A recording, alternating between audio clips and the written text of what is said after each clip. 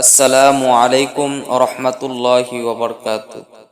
প্রিয় বন্ধুরা, আজকে আলোচনা করব কিয়ামতের ময়দানে সর্বপ্রথম জান্নাতের দরজা কে খুলবে। হযরত মুহাম্মদ সাল্লাল্লাহু আলাইহি সাল্লাম বেহেশতীদের দরজা খুলবেন। রাসূলুল্লাহ সাল্লাল্লাহু আলাইহি সাল্লাম বর্ণনা করেন, হাসরের দিন অন্য নবীদের অনুসারী থেকে আমার অনুসারী বেশি হবে। সর্বপ্রথম আমি বেহেশতের দরজা খোলার জন্য করাঘাত করব।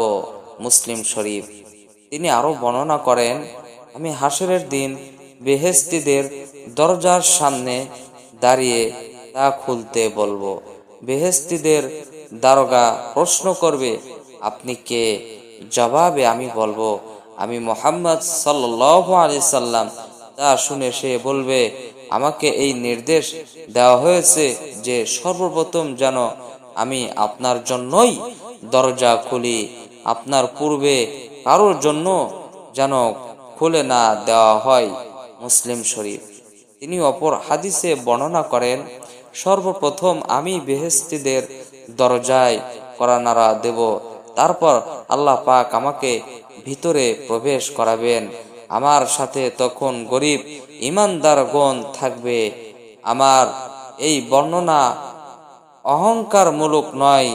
তারপর তিনি বললেন, আমি আল্লাহর কাছে পূর্বপর সকলের চেয়ে অধিক সম্মানী।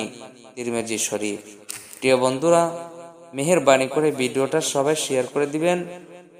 আশা করি আপনার উপকার হবে, অন্য দিনী মুসলমান ভাইয়ের উপকার হবে, দিনী মুসলিম ভাই বোনেরা জানতে পারবে, নবীর উম্মত হিসেবে জানতে পারবে। ইনশাআল্লাহ ভিডিওটা সবাই শেয়ার করে দিবেন, অন্য দিনী মুসলমান ভাইয়ের উপকার হবে। আসসালামু আলাইকুম ওয়া রাহমাতুল্লাহ।